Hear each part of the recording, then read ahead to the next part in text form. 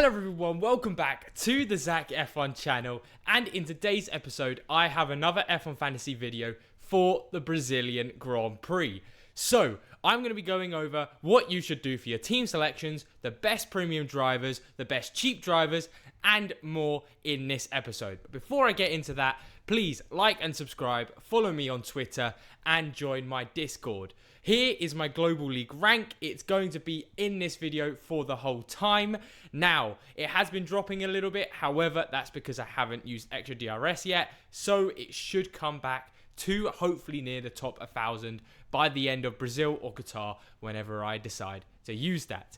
But anyway, last weekend was pretty decent for my team. However, we won't get into that much as it took about a gazillion years to bring in these points. However, it means I can record this lovely video for all of you now. So, hope you all enjoy and let's get straight into it. So, let's start off with the fact that this is a sprint race weekend. So, sprint race weekends mean more points up for grabs in F1 Fantasy because there are now points at the sprint race. So, first gets 8 points, down to 8th who gets 1 point, and overtake and position gain points are still involved at this race. So, like in Kota, at the end, the Sainz had about 14, 15, 16 points by just the end of a sprint race. So he was set so much better for the actual race. So a lot more points on the table, which means you have to be getting your 2 times right, the premium drivers, all of your team perfectly to ensure that you get the most amount of points compared to everyone else.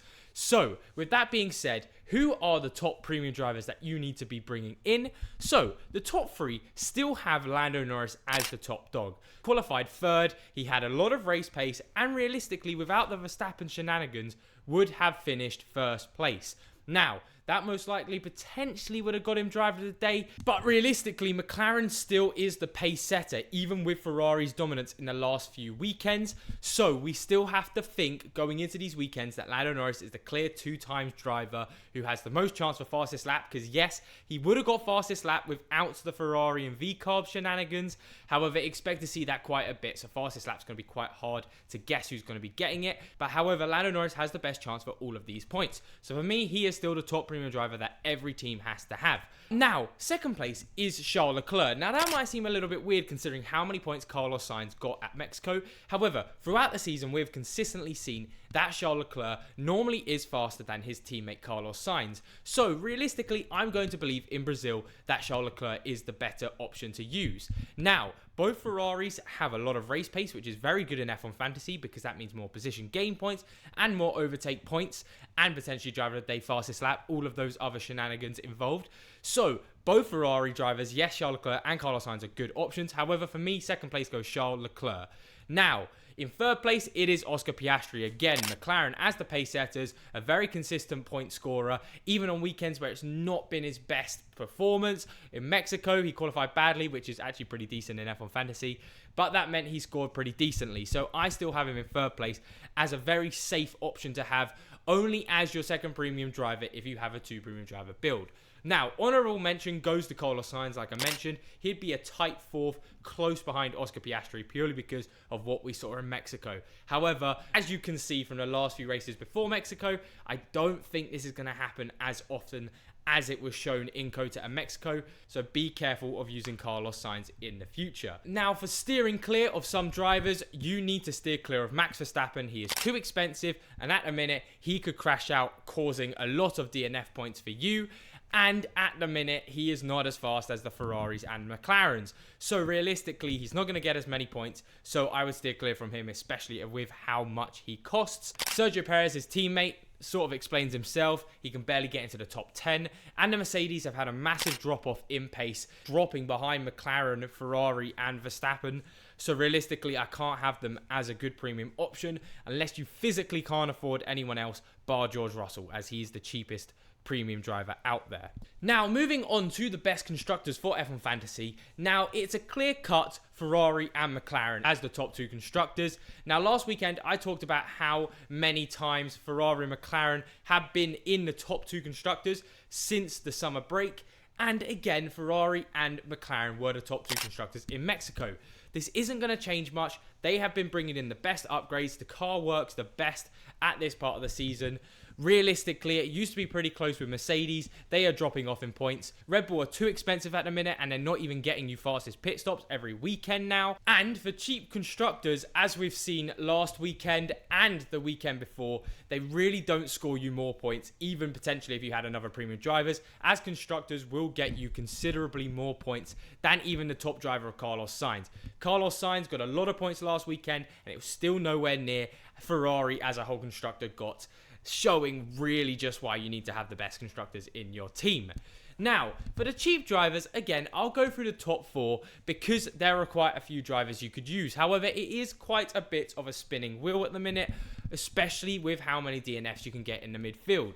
Now, the top dog for me is Nico Hülkenberg. I even mentioned this in my live stream last weekend. Nico Hülkenberg did not look anything spectacular in all of the practice sessions in Mexico, but you just know going into qualifying that he was going to perform. He always performs in F1 Fantasy, as you can see from the points he's got since the summer break. It's just been ridiculous. He's been very consistent, and with where Haas are right now, I expect them to score more points in Brazil. So definitely Nico Hülkenberg. He's consistent, scoring you a lot of points. He is the top dog you would really want in F1 Fantasy. Now, closely followed behind in second place is another reliable driver since he's come in, and that is Franco Colapinto.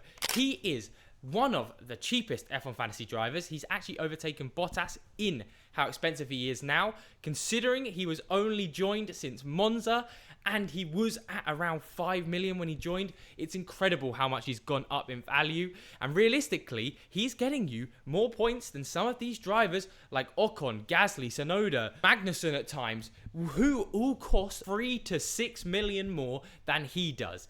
He is crazy at the minute. Williams look good. He looks very good. So for me, he is a must-have considering how cheap he is, and he's one of the best cheap drivers anyway. And then in third place, we have his teammate Alex Albon, who again is just because of how cheap he is. Now, I know he had a DNF in Mexico. However, he looked very good before that DNF in qualifying.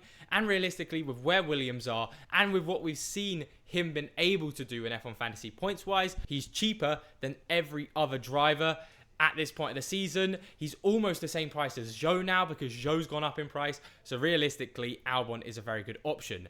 Now, in fourth, it is just one of the V-Carb drivers. Now, when I say that, it really is just whoever looks better, Tsunoda or Lawson, in practice, go for them. Now, no doubt in my mind, Tsunoda would have done very well in Mexico if he didn't crash out. And Lawson sort of was a little bit too feisty, so you have to be careful. That's why they're in fourth place. However, on their day, the V-Carbs can score a lot of points. Like Lawson got in Kota, the last sprint race, getting 20 points. Incredible result from him.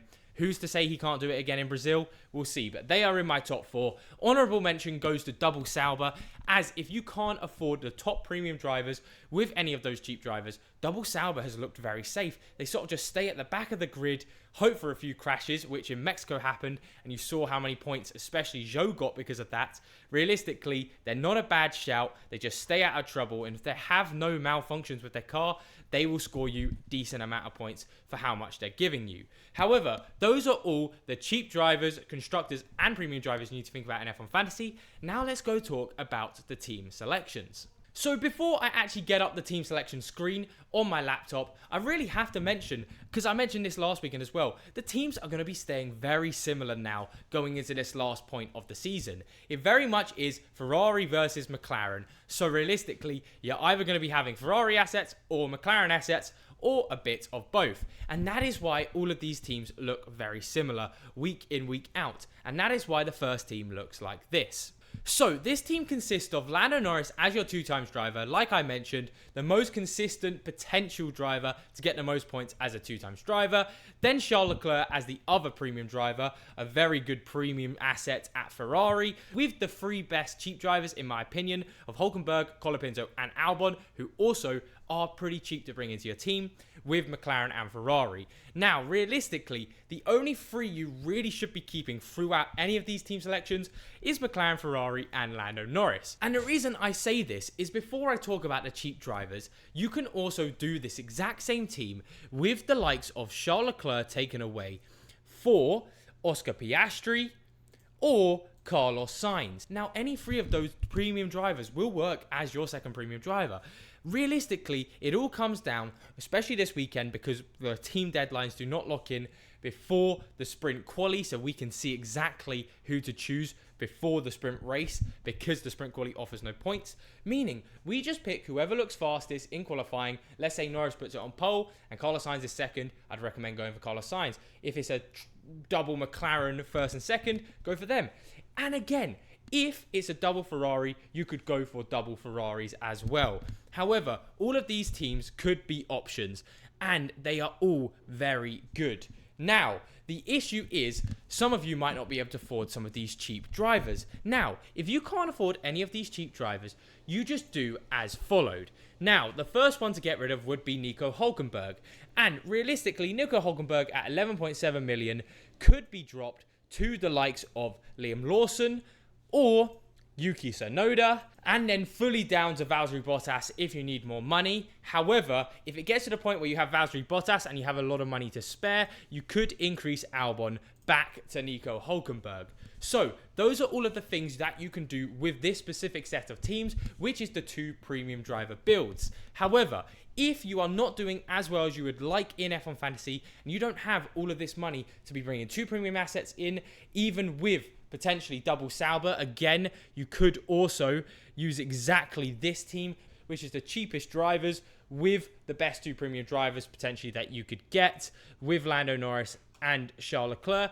If you can't afford this and you have to go to the single premium driver build, this is what I would bring in. And as you can see, it just brings in the top 4 cheap drivers that I believe will be the case.